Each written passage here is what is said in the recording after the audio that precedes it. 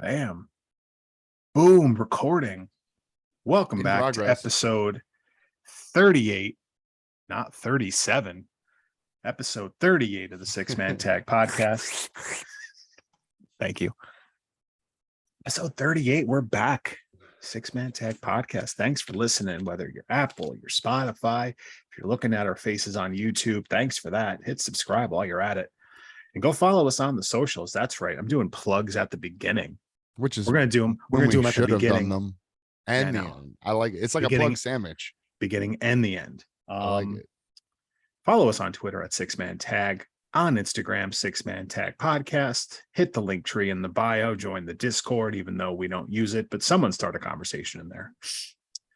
And of course, all the links that you may not have are in there as well. So to follow us and all that fun stuff. But we're back.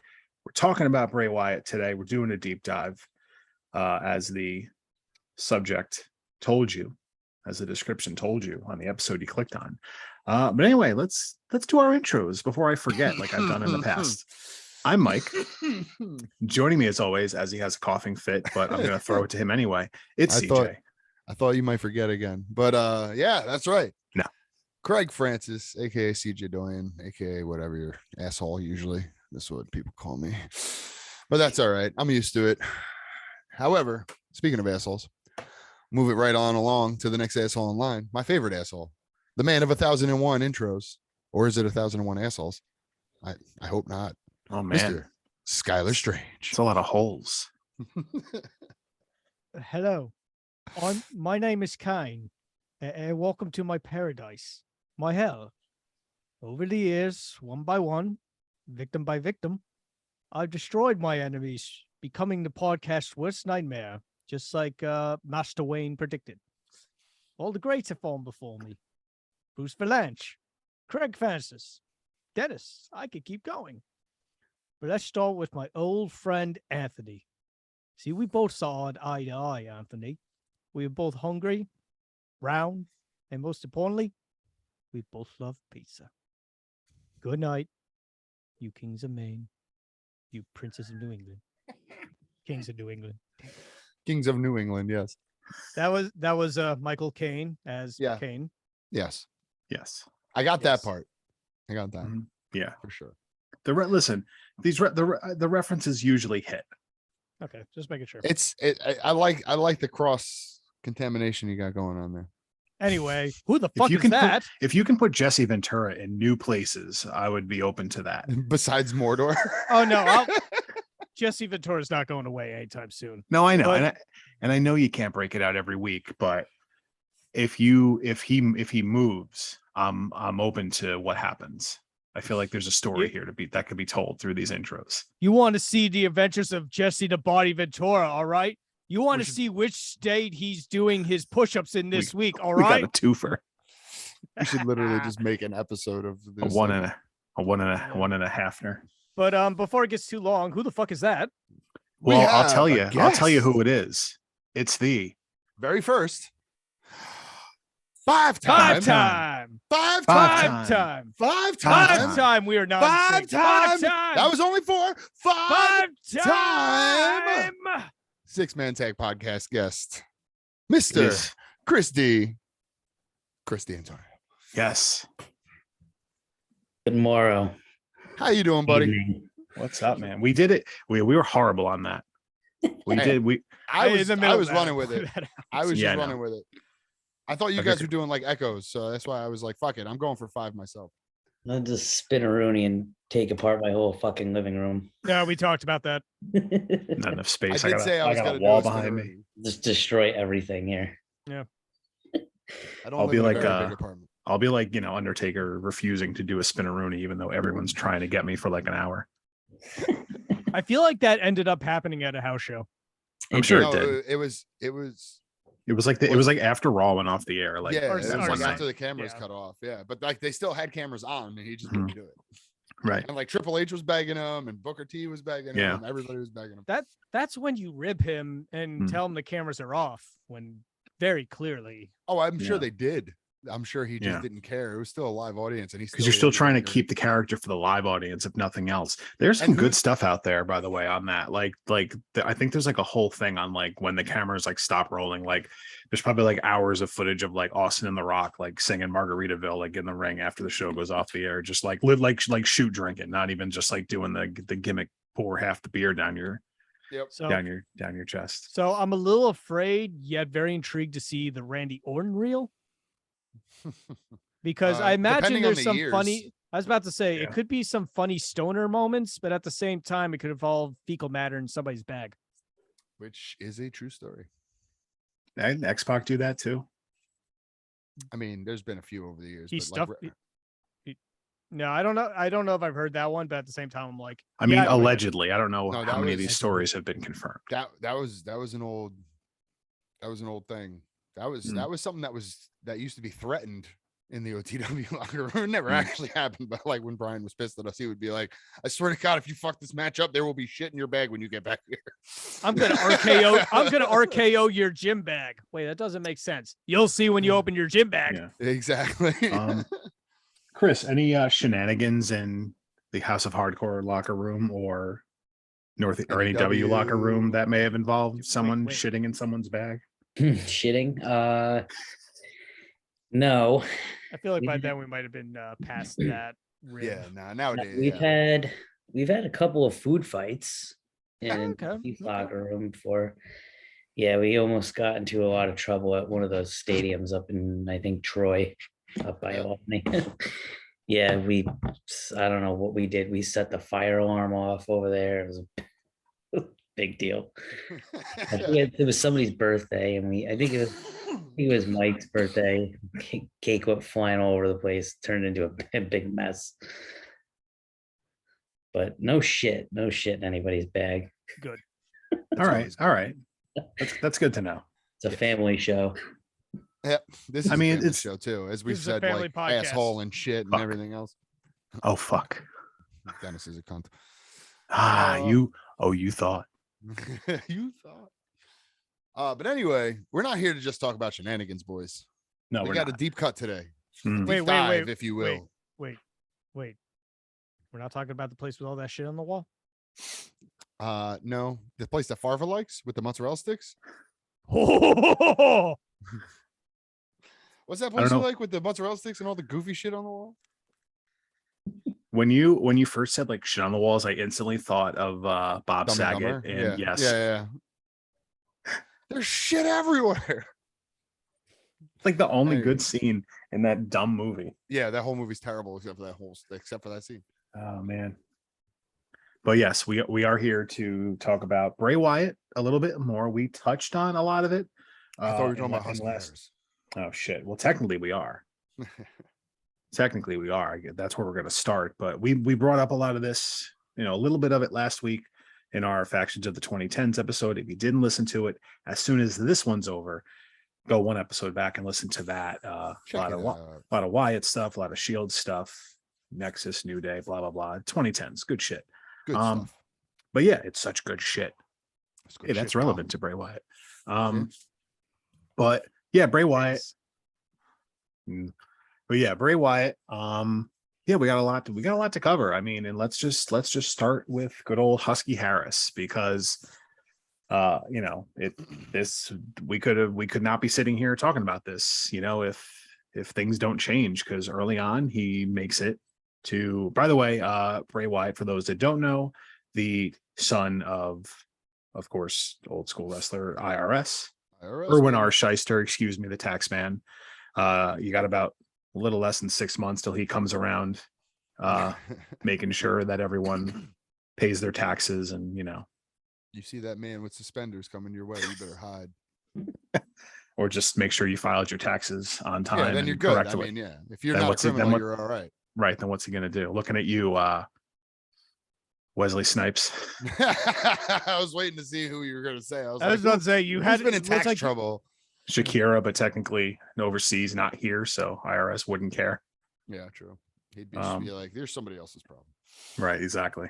Uncle Sam doesn't care. Let Michigan handle it. I will say the most memorable thing to me about Husky Harris was the fact that he was actually in the WWE video game, and you could play as him. And other than that, I don't remember a fucking thing about him. That would have been. I never saw him wrestle as Husky Harris. Never really saw any of his matches. I remember like him being part of New Nexus and just kind of running around doing that. But like that was, as we were mentioning before the show, very short lived because they almost like dove immediately into the CM Punk storylines. Right. So the most thing that I remember him being was a character in a video game that I could just pick because I thought his name was funny. You picked it when you wanted to like fuck around with a guy that like, or like, you're doing like a Royal Rumble and you just get, you know, you get knocked out and then you get Husky picked Harris the next guy and you're like, oh, I guess I'm Husky Harris now. Yeah. So bit of a trivia moment, and now that I actually remember this, I kind of want to see it referenced. Who was his pro when he was in NXT?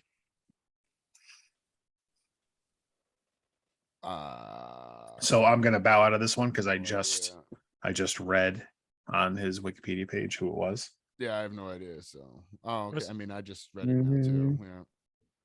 Yeah, Cody Rhodes. Yeah. And now that I read that, I'm like, I kind of want to see that. There you go. Now. Yeah. Anyway. Cody and Bray. Yeah, that would be interesting. I mean, I imagine it would be something that would happen. I mean, only if they tie what we're talking about at this present moment back into it. I'm sure they could. I think this era of Bray Wyatt might be forgotten. But I think like Bray is so like, you know, Wyndham Rotunda, Bray Wyatt, whatever you want to call him. I think he's so creative that I think that he would find a way to, you know, and his character's undergone so many different like transformations and changes and stuff like that. Like, why can't it just be another morph of the Fiend? Why can't it just, you know what I mean? Like you remember John Cena had all in the WrestleMania match, went back to all those other gimmicks, and then he was in the NWO and everything else. I mean, I'm not saying you have to make it as theatrical as that, right? But why can't you kind of play into the whole like, yeah, I used to be Husky Harris, you know, that was the beginning of the Fiend. He could show up as Husky Harris, and he might get a pop today just because, like, oh shit, look what Bray Wyatt's doing. Yeah, but I don't think he's gonna want to cut off all his dreads and shave his beard again.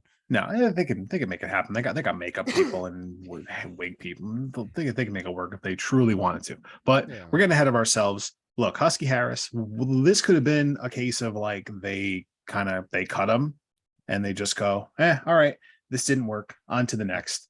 But you know, like they kept him around in developmental, and maybe today, if he starts as Husky Harris, maybe he, you know, maybe not under Triple H, maybe like say 1 year ago, 2 years ago, especially with all the budget cuts that we saw, he probably doesn't make it if he's Husky Harris as that character in let's say 2020 instead of 2010.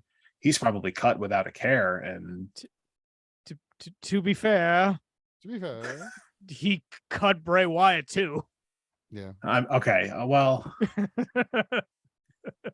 all right. I see your point. Yeah. But okay, there wouldn't have been this. Okay, fine. There wouldn't have been this outrage. It would have just been like, oh, Husky Harris. I mean, that makes sense. As opposed to the explosion of the internet. That was holy shit, he got cut. Yeah. Yeah. Which I remember I remember when I read it that day, I was shocked. I was just like, and was that before or after Braun? Immediately after. Like right after, yeah. Because I remember like when they cut Braun, I was just like, wow, that's a fucking shocker. And then they cut Bray, and I was like, what? No, what is going on? Yeah. No, wait. Yeah. Either way, like the fact that they both got cut around the same time was just like asinine to me. Like I don't know how you cut both of those fucking stars. It wasn't after Braun. I think it was after the last Randy Orton time. What? Remember the Fiend feud in which Randy Orton lit him on fire? Yeah. Yeah, I think after that feud is when Bray got cut. Like, it was right after WrestleMania. He did a promo on Raw, which in hindsight, I'm like, I think he knew something. He probably did, but we're getting okay. We're getting ahead of ourselves. Okay, Husky Harris. So Husky Harris gets whisked off to. He gets whisked in his case back to Florida because he is actually from Florida. Has some fun over in FCW. Actually, he's in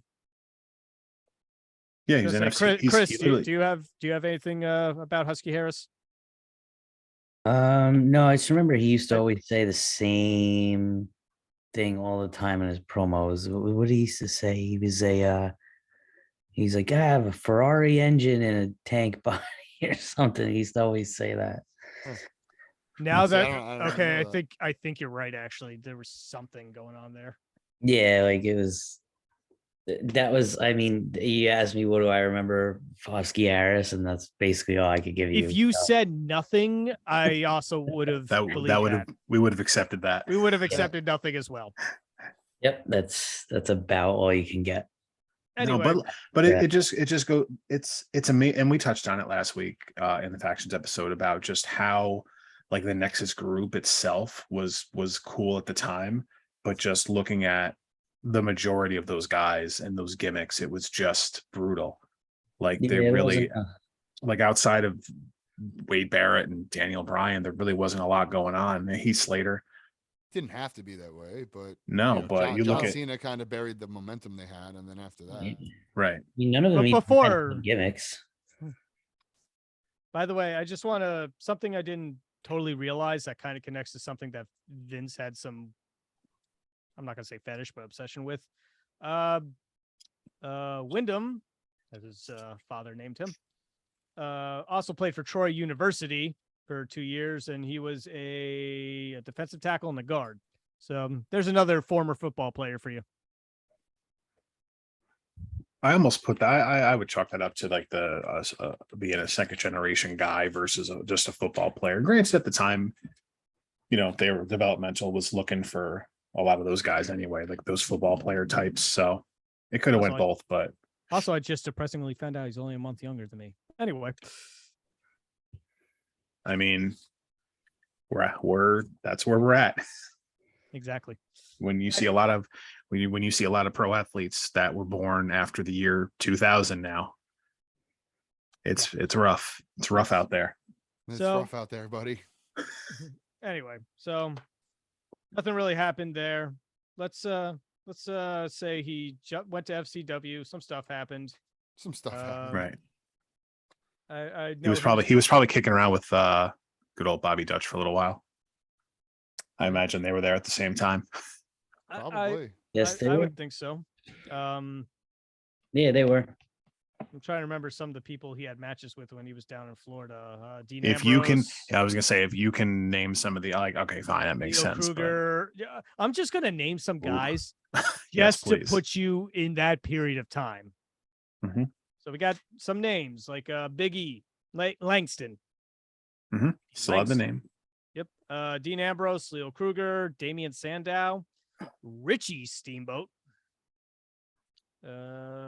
Ricky's still probably better than him today. Probably. Brad Maddox. Whoa, what's he from? I think he's got a feature page on the hub. Yes, he does.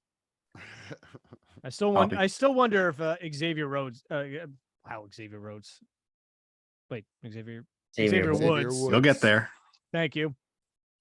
Sorry. Also a football's on. football player. I was about to say football's on. Actually, Xavier Woods is also. He is also a football player. Anyway, you know what? I forget it. Anyway, You were about to say you want to see the Xavier angle, don't you? Weren't you? no, I just want to know if he ever did tell us. If someone had that what and he had to DM tell that us. to at 6-man tag on Twitter, I would be very upsetting. For research purposes, of course. Anyway, just to give you an idea of some of the Brad Maddox, Eli Conwood. Oh, I who would got be- one. Let's take a timeout. Let's take a timeout right there, and say that name one more time. Hold on, let me just name these other ones real quick. Eli Antonio Conwood. Cesaro, Alexander Rusev, Corey Graves, and Jay Carter. So I was talking about Eli Conwood a second ago. Mm-hmm.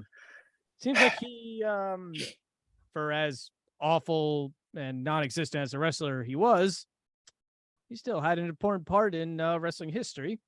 Mike, why is that? I mean, he was certainly in the Wyatt family for a short time,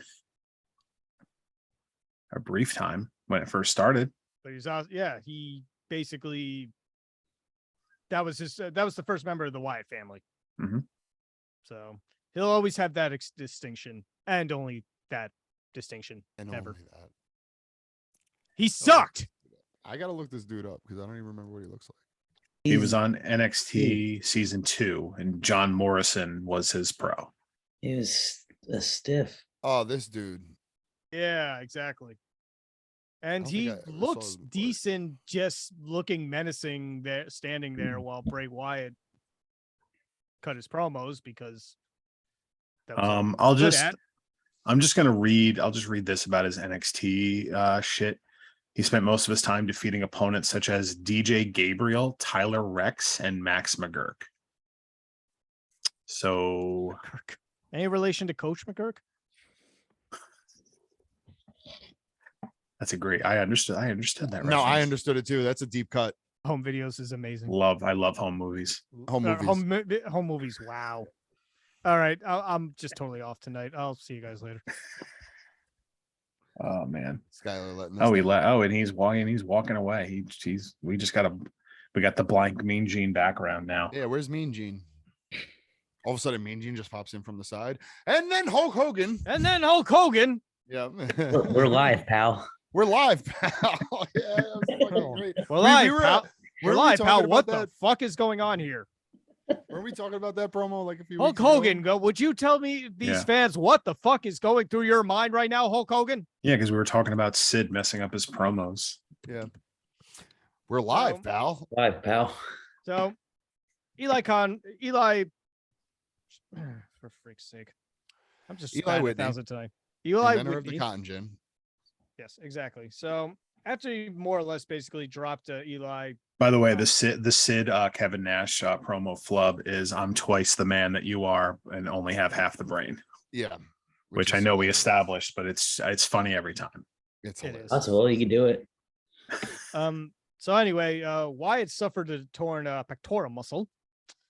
Say that 5 times fast. And he had surgery, but they kept him on TV because at that point he truly formed what we mostly basically remember as the Wyatt family, with his first son, Luke Harper, rest in peace, Brody, Mhm. and his second son, Eric Rowan. Also known as Eric Redbeard today. Yes. Honestly, I wouldn't be shocked to see him show up again. No, at some point I wouldn't be shocked. Now that Nothing's off the table with any now of the that old guys Wyatt's that we've back, seen. especially, Yeah. I'd say he And Vince definitely isn't has got a booking. shot. No, but like Right. now that Wyatt's back, I could definitely see Rowan showing back up. I mean, I start from here. I know these are the NXT days. This is really before I really got to know them. I didn't get exposed to them until they came to the main roster. But one of the, in my opinion, best stables that we've seen in probably since DX and NWO.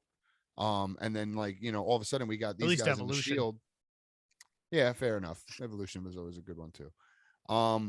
But then after that, this is like the Wyatt family and the Shield were probably the two best factions I think that came out since those days. And Go figure, you put them in the ring together, you get the match of the year. Yeah. I've rewatched that match. I remember I told you I was going to rewatch that match when we were talking about it. I really did, and it still holds up. It is fantastic. Yes, it does. What was it again? Elimination Chamber of 14. Yeah, But we'll get to that. Yeah. Bingo chip. That should be a bingo chip. Bingo card. So they were early in there. They defeated. Actually, Harper and Rowan would go on and win the NXT tag titles. Any guesses as to who they won them from?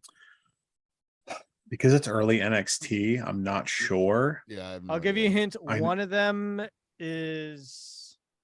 Wait, I might know this. Complete fucking bastard. I just came. Okay, yeah, it's Adrian Neville and Corey Graves. Oliver Gray, I believe. What? Adrian Neville and Corey Graves were definitely NXT tag champs. Oh, they were. Then this is hurt. Then this is waved. Yeah, then because it was before I was watching NXT, Or so maybe it was that before, yeah. that trivia question doesn't click with me.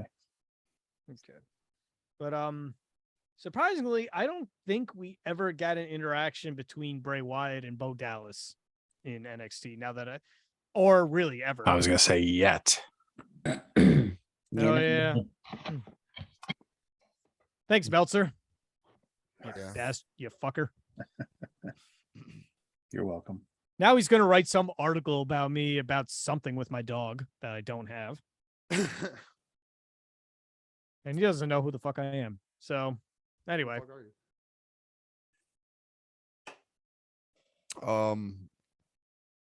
Yeah. Anyway, what? Am I the one that's No, I just don't know. Like, all right. So, well, I mean, like, so basically how they much- won the how much NXT do we- title. I'm just trying to basically, because it's like I remember more like the promos and stuff from the Wyatt Family NXT than I really do. Well, specifically Bray's matches for the most part. They would just like, let me just name some of the guys that were down there that they would attack. R-Truth, Justin Gabriel, Drew McIntyre, Heath Slater, Jinder Mahal. Now, I want you to keep in mind when I name all of these names, because a few of them you might be like, wait, really? They were not as big of a deal in 2013 as they were in later years. And particularly, I'm talking about Drew McIntyre, Jinder Mahal. Yeah. R-Truth was kind of in and out. Justin Gabriel, R-Truth is still a jobber. PJ Black. He actually was just on Raw the other day for like the first time in forever, I think. And yeah, shortly after that, we followed the Buzzards all the way to Raw.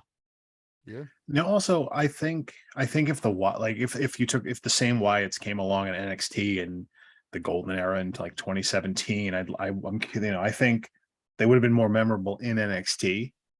Yeah. Like, to say what would have translated to the main roster, I'm not sure with how they would transition stuff, but that Wyatt family in NXT would have been unreal with some of the opponents that they could have had, just tag team wise. Even during like you think like DIY, you think Yep. like right off the bat, FTR even Yeah, there's a lot of good teams back then that they could have done a lot of cool right. So stuff with. like I said, like if you like almost move them up 5 years in NXT, it would have been interesting to see the matches they could have had there. Again, different times, and clearly we have a main roster run to talk about, but bring them up even further, throw them in there with fucking the Undisputed Era time of fucking NXT, and let them go with Undisputed Era versus Wyatt Family. Give me some of that. That would have been this awesome. is true. No, you're right. You're absolutely right. But again, they were imagine in a Wyatt Family Undisputed Era War Games match? Fuck out of here with that shit. Come on.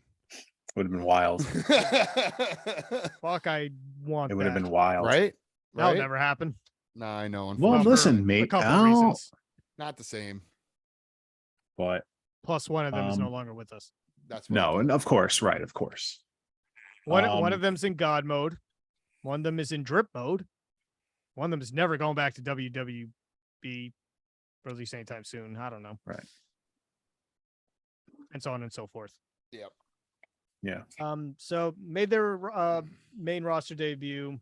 I think we've talked about who his first feud was. I actually kind of sort of did him in my intro. Played by a different actor this evening. So yeah, he debuted against King. They had their Ring of Fire match. It burns. What now? How does everyone feel about it? I feel like we've discussed the Inferno match before. This is sort of they sort of really brought it back. I thought it was really cool when it first came out, and then like every match since the first one has just like gone progressively downhill. Right. Was this one any good? Like, I remember at the time I was like, they're doing this again. It was a match. It was a match. I think it opened a pay-per-view. I don't know if anyone has SummerSlam. Okay. Yeah. Is it a match you like just get rid of it at this point, or like, does anyone have any thoughts on the Inferno / Ring of Fire match? Is it something anyone really wants? Does anyone want to see it? Yeah. I really don't think that's a thing that's going to come back often, if at all. Yeah. It's very limiting. Yeah. True. I mean, at least in this case, it was the opening match of a pay-per-view. It wasn't the main event like Undertaker Kane years prior. I think it was a good way to establish Wyatt on the main roster. Yeah, no, I guess you're right. Again, we're not being heartless. We're not being heartless. Where we're like, light these motherfuckers on fire for real. Yeah, that'll happen I later want on. to see them burn. Right. Like, or like the one stipulation back in the day, if Kane didn't win the title, he'd set himself on fire in the ring, and we were all like, do it. You Anyway. won't, pussy. I threaten that all the time. Set myself on fire. I'm gonna set myself on fire. Do it. It's a Buddhist terrorist. Oh, God. Anyway, Where's that referee?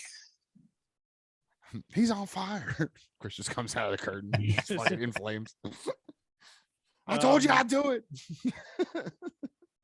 after that, there was like a feud with Kofi Kingston, and I totally don't remember it. But after that, they began feuding with CM Punk and Daniel Bryan, which I do actually remember this feud. This is like right before Punk left too, like what him and the Daniel Bryan stuff. Yes. I remember they were also feuding with the Shield at the same time, not the Wyatt family, but Punk and Bryan. And I remember first there was they had a tag team match at it was at Survivor Series against Harper and Rowan. I think I remember that actually being a pretty enjoyable match, but look at who's in the ring. Yeah, right. Not surprising. And then for some reason, the following month, they had CM Punk versus the Shield in a handicap match, and Daniel Bryan and the Wyatt family in a handicap match. CM Punk won his. I mentioned CM Punk, and we're just going to get into a whole other discussion. So moving on, but the Daniel Bryan one is pretty important. Right, because then is this the beginning of? It's Daniel probably Wyatt? it's probably one of my favorite, like, not few, I guess programs with the Wyatts, like the whole Daniel Bryan stuff, because they didn't go like NWO with it, where hey, we just got to add members and make this thing blow up. Like, it was them, and they really didn't. It was cult like their group, which again. And I feel like we have to talk about that, the whole cult thing. And we've gone over this, but it's just a different character. And we know the creativity today that Bray Wyatt has, but it's just, again, in that era where you're just, all these gimmicks are just, well, we're good wrestlers. You were missing that, like, that character, that creativity that they had that made you believe all this stuff. And it's just, I don't know. I just feel like it was missing at the time. And it just proves that, most wrestling fans, I think, can still suspend disbelief and get into a character if the believability is there. And these three guys essentially being a cult was super believable at the time. And now, you're getting the fans with the Daniel Bryan stuff. You're getting the fans to buy into this whole, like, please don't go join that dark side cult, mister. Please, mister. I've never been to a cult meeting before. Right. It was a break from the just typical just, all right, well, why is he like, he's like no, he's a heel because he's joining a cult. Like, that just doesn't happen, or it wasn't happening at the time. Cult gimmicks are great. Yeah. That's what basically got me into Wyatt. Always.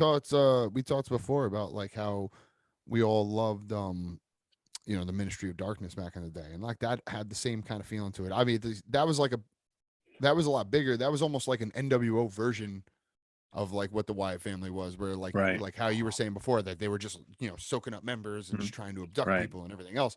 So that was like more of more of a conquest kind of thing. But I think a good comparison could also be the Brood. The Brood, that's an excellent comparison. They went around ganging up on people and bloodbathing them. And I was a huge Brood fan, so that's even closer to my heart, I guess. So, but yeah, absolutely. So like stuff like that, it's almost like the weird, the supernatural, the creepy, whatever you want to call it. It always has that draw to it, and I think that there's always going to be people that are drawn to it because, one, you have a lot of people that are just like, "Ooh, that's kind of creepy. I wonder what that guy's going to do next." Right. And then there's other people that are just sick fucks like us that are just like, yes, creepy's on TV and that guy's awesome because we're weird. That's where I fall in for sure. It doesn't all work because you remember Mordecai. I was about to say that. Yes, absolutely. It doesn't always work for sure. So it was supposed to be the anti-taker. Yes. Or ECW. Kevin Thorne. Thank you. Same guy. No, but still Same not. guy. He had 2 fucking weird gimmicks that just could not get over. You're right. Nope. You're not wrong. Did we lose Mike? Did he freeze? I think we lost Mike. Yeah, I think we lost Mike. Oh, Oh, he's back. He's back. There he is. What happened there, buddy? Oh, now we don't have your audio. We're live, pal. We're live, pal. pal. We're live, pal. Damn it, Mike. We're live. Well, Like, while what Mike's the fuck figuring do it you out- think you're doing over there? While Mike figures it out, we'll continue our discussion here, boys. But yeah, So- I think they'll always have that like that creepy weird stuff anyway. Just to whatever. The point was. Well, I'm a so- sucker for that stuff. I know that. Basically, they got Daniel Bryan to join a cult. Which It was called veganism. No, I'm kidding. Kidding. Ooh. Ouch. Listen, vegan is just not my style. Is not my style. Sorry. But do you? But I mean, I'm not a vegan, but most people that are vegans tell you so. Hence, Daniel Bryan being a heel, because it's true. That shit's no offense if you're vegan, man, but I don't you don't got to tell me. That's why Daniel Bryan was a heel when he was a vegan. Because he continued the trend of just fucking telling people every week. The planet's champion. Okay. It's a sweet belt, by the way. Yeah, it was a pretty cool that belt. It was like a bamboo actually- belt, right? Or like Like hemp the belt or something whatever like that. hemp or whatever it was. It was actually a really cool belt. Yeah. Anyway,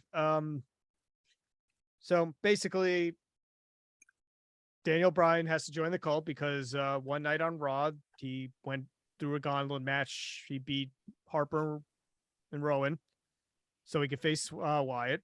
They just gang up on him, beat the shit out of him. Daniel Bryan gives in, says, "All right, I'll join," in so many words. And that led to that infamous cage match moment. The pop. The When- pop off that, Yeah. fucking the roof flew about 5 miles. No, I remember it being incredible. I remember being into it too. Like, okay. And I feel like maybe they could have made it last longer. I was just about to say, at the time, I remember I wanted them to almost milk it a little longer. I wanted Bryan to almost like kind of be with them for a little bit. Because it was a very short time that he was actually in Yeah. the Wyatt family.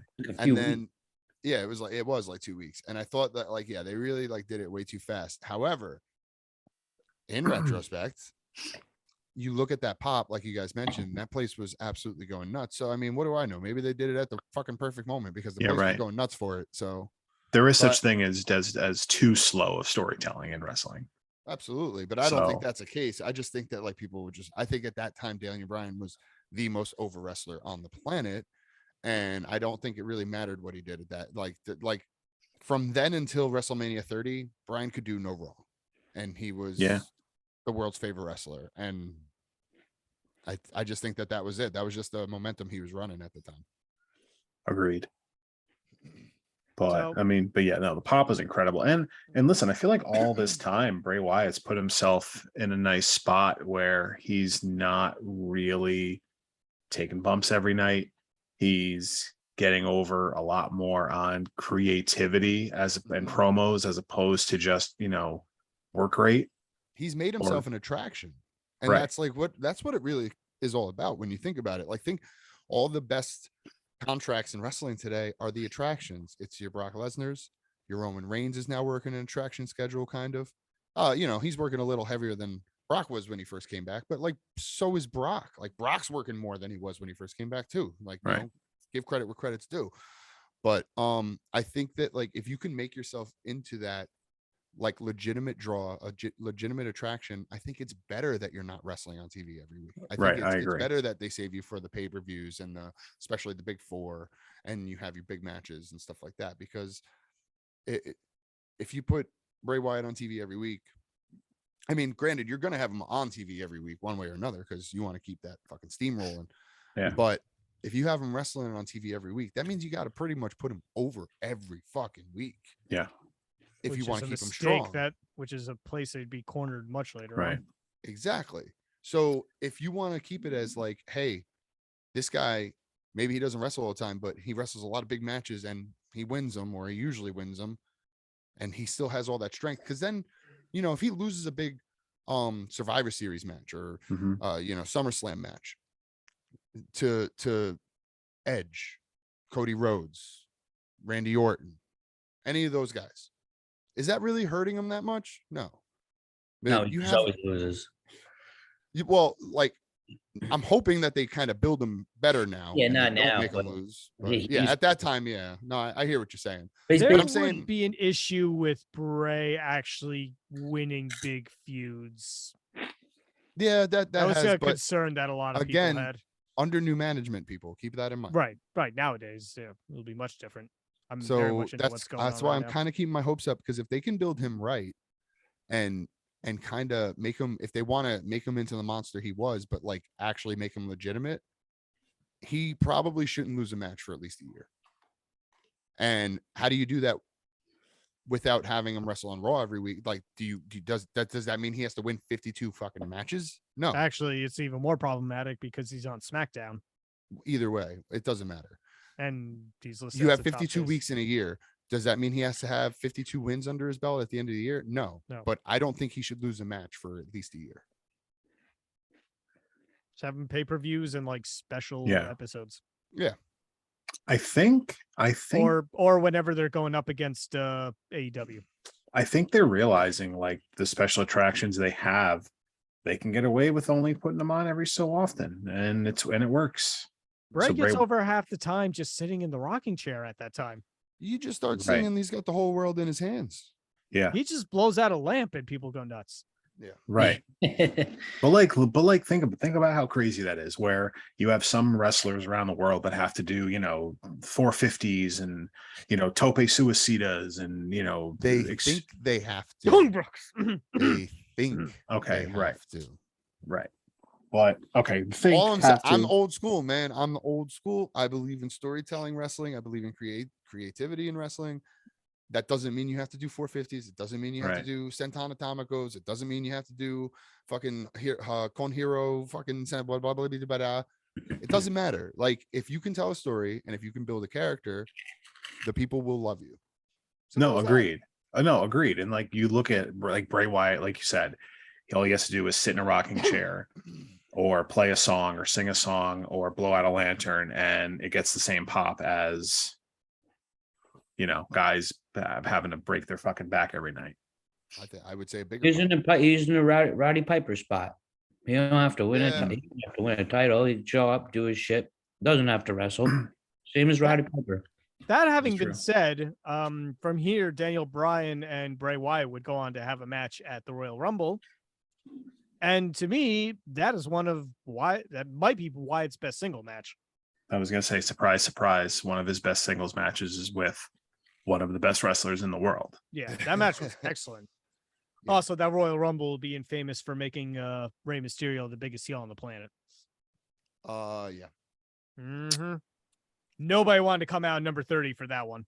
No. If it was not Daniel Bryan, which, It was not. spoiler Yep. alert, it was not. Nope. And Yep. I remember, obviously Rip. that was Punk's last WWE match too. I know it was in a Punk Mhm. episode, but like I remember, obviously tensions are high, and the Oh, yeah. crowd is nuts. And then like we already know Daniel Bryan isn't going to be in it, but like even though people are somewhat keeping their hopes up, but like I would say, the strong second favorite at the time was CM Punk, and I remember And as soon as he he got started at- eliminated, And he started at number 1 too. That was in the story. and he made it pretty far. And He I made it to the remember- final 4 and got Yes. taken out immediately. And I Mhm. remember the moment he got eliminated and the moment like, okay, we're not getting Daniel Bryan. At least we still have Punk. The moment Punk got eliminated, that crowd completely turned on that show. You were never getting it back. They were hijacking audiences all the way to WrestleMania 30. And it was all started in that fucking pay-per-view right there. That was a no-win. It really was no win. That was not a good ending either. They were doing it to themselves at that point, though. And Absolutely. also, Batista Absolutely. won. And as much as I love Batista, That was his return, he had one good return, and that was when he won the title from Cena. Yeah, we didn't need a Batista WrestleMania. We didn't. Isn't that where the whole Bautista thing started? Pretty much. yeah. Ooh, And then- yeah. And then he was blue Tista because Yeah, it like was all Blue Tees. because he wore all the blue shit when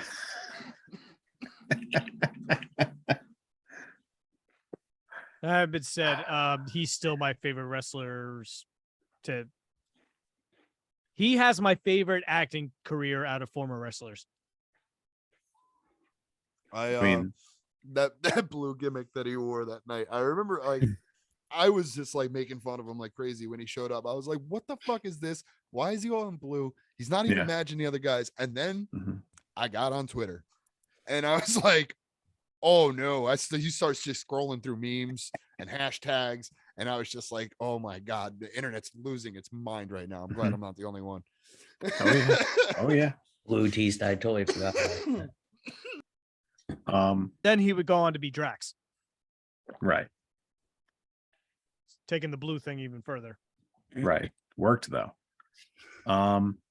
Let's jump ahead because I feel like we've, obviously there's a lot of Wyatt family stuff, but it eventually, again, shit has to evolve, and boy did it. I mean, wait, do we have to jump that far ahead? Because the next big feud that we should talk about is right next. Basically, can't forget that. Basically, he would interfere. So the Wyatt family would go and interfere into a match between. Had this up. It was a 6-man tag between good job, Bryan, Cena, and Sheamus against the Shield. Winning team got into the Elimination Chamber.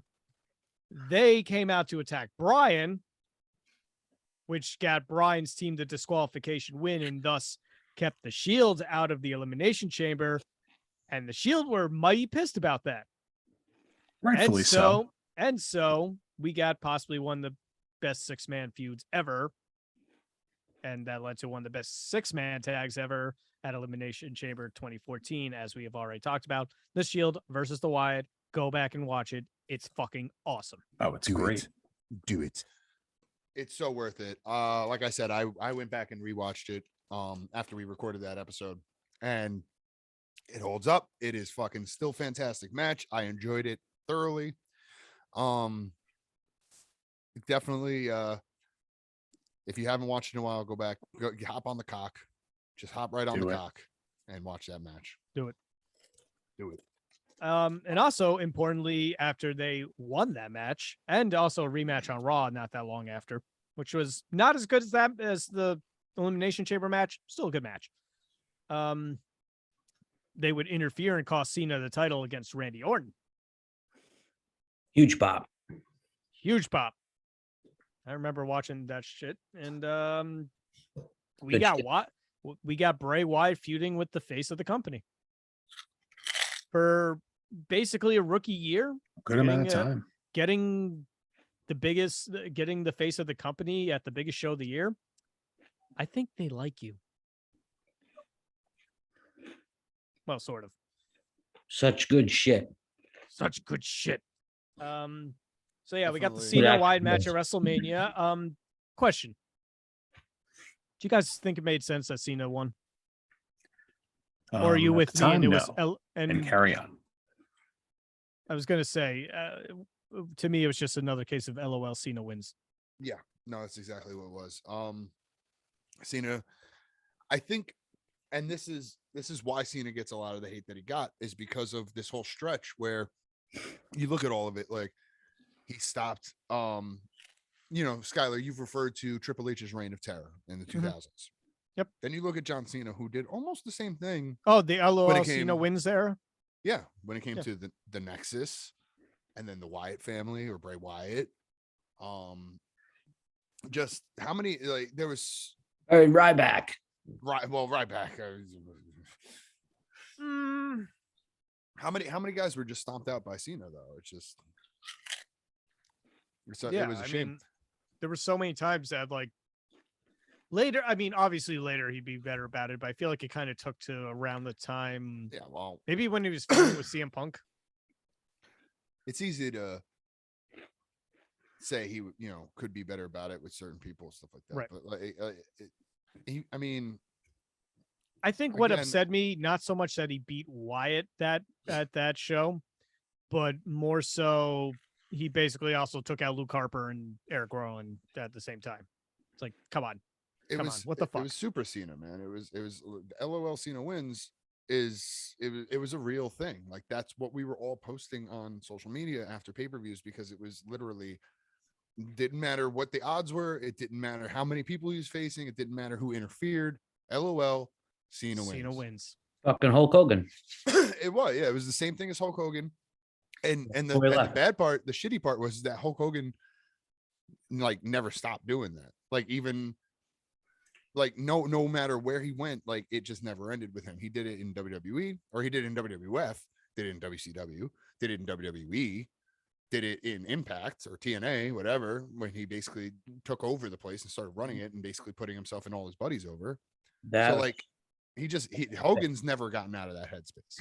That's LMAO. Hulk Hogan wins. Exactly. Like, and he I don't think Hogan, it's sad because like I'm the whole public opinion on Hulk Hogan obviously is taking such a 180. Yeah. And it's not just it's not being a racist. It's not just that, which is like in and of itself is can't plenty do of that. reason. That's enough of a reason. If you ask me, that's plenty good reason. When Hulk Hogan got booed when he came out with Titus O'Neil to host WrestleMania, as soon as they announced that, I was like, "What the fuck are you thinking?" I was crying when he got booed. I was hysterically laughing when he got booed. So, like, he deserves everything he gets. Don't get me wrong. But I don't think that he'll ever be convinced that he isn't the greatest thing to ever happen to wrestling. And I think that is what, like, a lot of people are just sick of, because it was just like, you found out that this man basically held an entire industry hostage everywhere he went for about 30, 40 years. And you want to talk about like all the bad shit that Vince did, like, sorry, I should rephrase that, because now there's a whole lot of new bad shit that Vince did that I'm not talking about. I'm talking about in the wrestling side of things, all the bad decisions Vince made.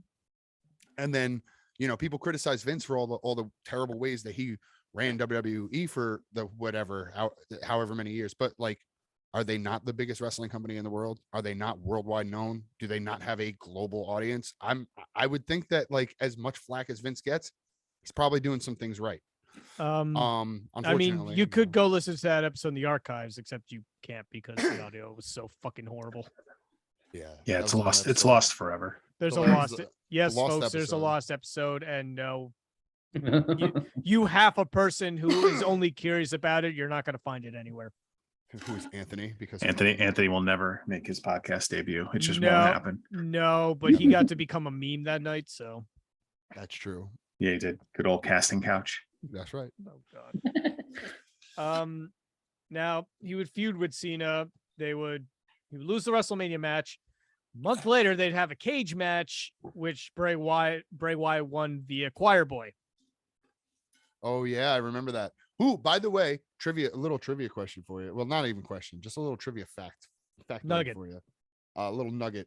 That kid who was singing, he's got the whole world in his hands. Mm-hmm. Same kid from the Cam Newton commercial, where he tells Cam Newton that like he's gonna go up and be the NFL and be his replacement one day. You remember that commercial? Where he's like, I remember that. Yep. Go out big, be in the NFL, start for the Carolina Panthers. And Cam Newton's like, what? That was the same kid who was singing. He's got the whole world. Same kid. That kid could start for the Carolina Panthers. Yeah, today. At this point, he could totally now he could. Yeah, he's like, he might. If PJ Walker is starting for the Carolina Panthers, that kid has a chance.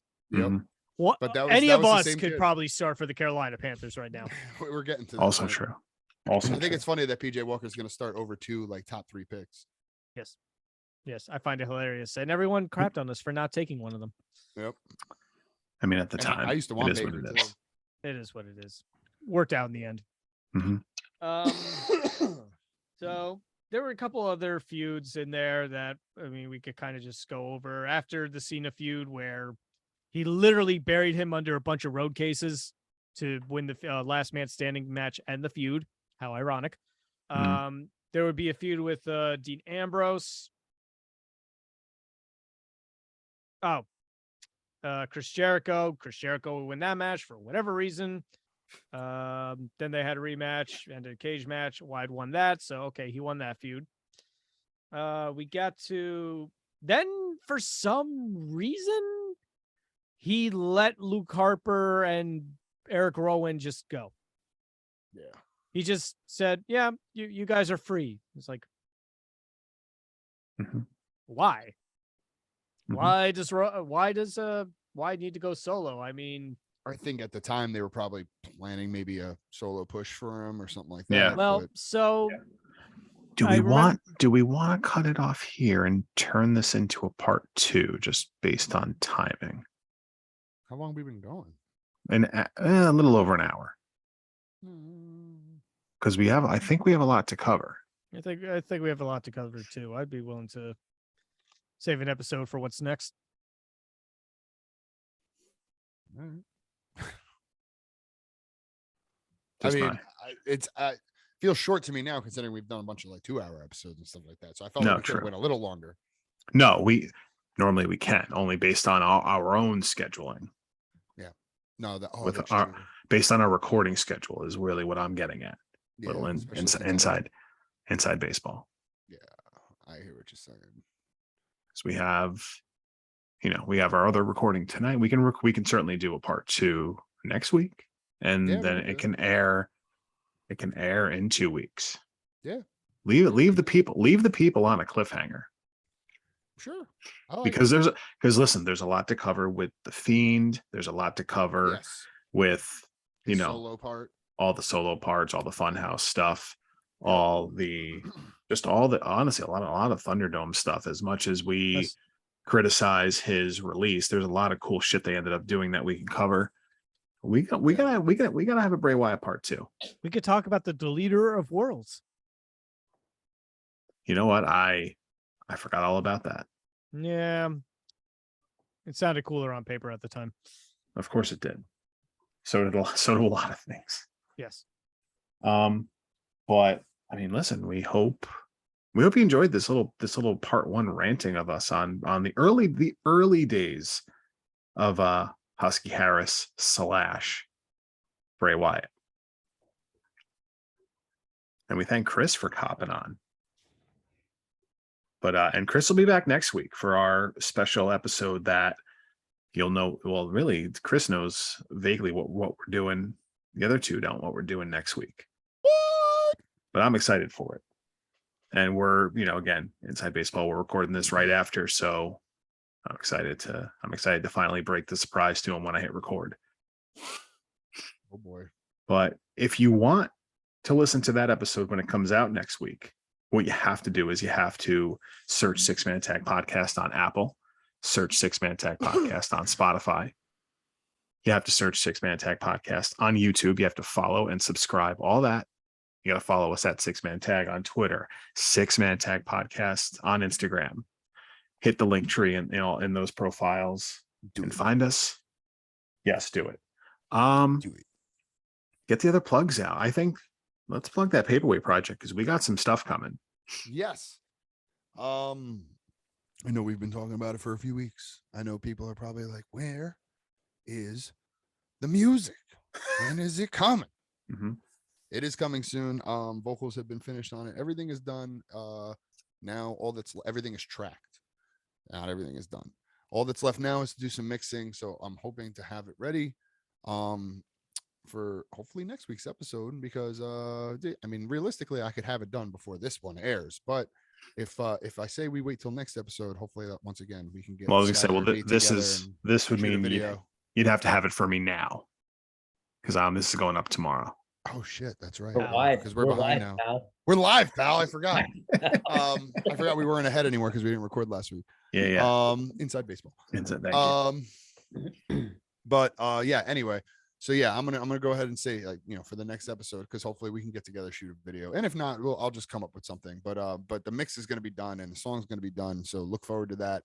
And if you want to hear it, not only should you subscribe to the 6-Man Tag Podcast because we're gonna have it right here on this channel, but you should also take some time and subscribe to the Paperweight Project, which is my music channel. It's the Paperweight Project. The logo's right behind me. Boom. It's a paper crane. Check it out. I have 2 songs up there right now, Bottles by the Bedside and The Chase. You can check them out on SoundCloud, Instagram, YouTube, and Facebook. all just search at the paperweight. I know they don't all have their own URLs, unfortunately, because that costs money and I don't have it. So, but if you go into any one of those platforms and just search the Paperweight Project, it will come up. Look for the Paper Crane, check it out. I do have video for Bottles by the Bedside. So if you want to go stop over YouTube, take some time, subscribe. Like I said, once we film a video for the upcoming cover song that we are releasing in conjecture with this very podcast, there will be a music video for that also posted onto that YouTube channel as well. So once again, the Paperweight Project, follow us, subscribe, like, comment, do all the things, and let me know what you think. Mm-hmm. Oh, Skylar? also real quick before we get to Skylar, also from my local audience and my local friends, if you might be listening out there, for I believe the 5th consecutive year now, 25 and out will be making their return to Juan Murphy's in the city of Poughkeepsie on Main Street. That is myself, Dominic Marcello, and John Hooten, the acoustic rock band trio, whatever you want to call us. 25 and out. We'll be playing Thanksgiving Eve at Juan Murphy's on Main Street in Poughkeepsie. I'm going to say showtime probably starts at 7. So get there early, reserve seats if you can. If they even have any left, they usually go pretty quick. So if you want a table, I would call now if you haven't done so already. But yeah, check us out. We play a lot of acoustic jams ranging from classic rock stuff, a lot of 90s grunge and alternative, all the way up to some today's pop and, rock hits. So check us out. We'll be playing there at Juan Murphy's on Thanksgiving Eve. Just want to throw that out there. Yeah. Also. What a solid day to get a gig too. Everyone's out at the bars. Oh, it's the best. It's a lot of fun. It's not your typical Thanksgiving Eve crowd where it's like, people are like, oh, you can't fucking move or buy a beer. No, it's a decent sized bar. It's a big room. There's plenty of room for us, and it is a lot of people. So like I said, get there early, but it's a very friendly atmosphere. It's not, it's not craziness. Mm-hmm. It's not fucking punks starting fights or nothing like that. It's a good time. If you're out of touch with Poughkeepsie, it's the old Dubliner, which yes. I have very fond memories of from back in the day. Yes, me too. That was the first bar I used to go hang out with you guys before I was 21. Yeah, no, I love the Dubliner because I hated Mahoney's. They didn't let me drink. If it was Mahoney's, you could have drank. I told them I was the DD. Like I used to go because like all my friends were over 21. I was like 19. And I was just like, fuck it, we can get you into a Dubliner. So I go in there and the bouncers used to be like, all right, listen, I'll let you in because you said you're driving. But if I see you with a beer in your hand, I'm throwing you out. And I'm like, no problem. Fair. Not a problem. So I go inside, chill with the boys for a bit. And then about like every 20 minutes or so, I just run out to the car and pound like 2 Coors Lights. Technically, that bouncer did not see you with the beer in your hand. Right. I never brought them into the bar. Specific. Right. He was very specific about it. If I see you with a beer, if I see you. That's right. Which he didn't. So, but yes, we will be there on Thanksgiving Eve. So come check us out. And just, I don't run any Facebooks or anything anymore, but we are on Facebook as 25 and out. If you want to check us out, listen to some videos. We have some videos up there if you want to check us out and see what we're like before you come see us. But yeah, 25 and out, Juan Murphy's. Nice. All right, Chris, plug Northeast Wrestling, everything else. Out there. My stupid Twitter handle and IG is all Ref Chris D. And you can see me next at Northeast Wrestling's November 12th show in Waterbury.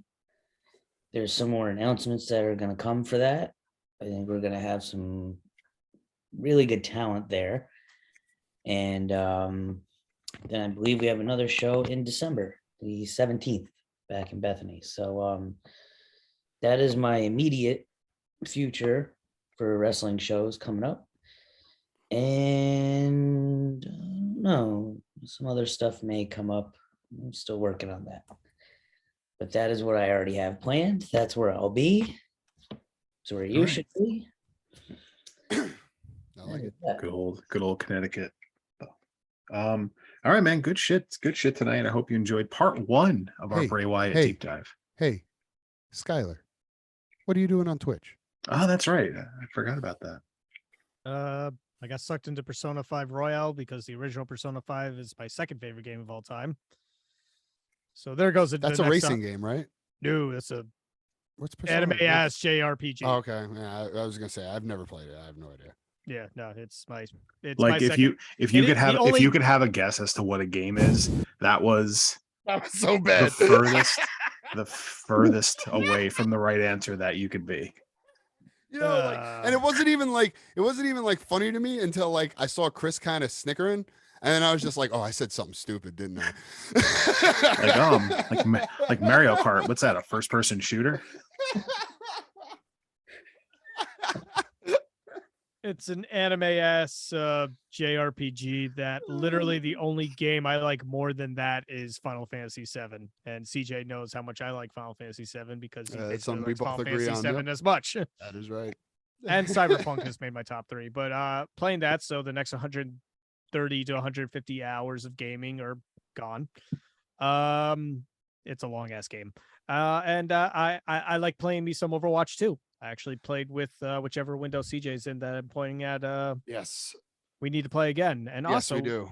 And also, I know Borderlands. Borderlands. There it is.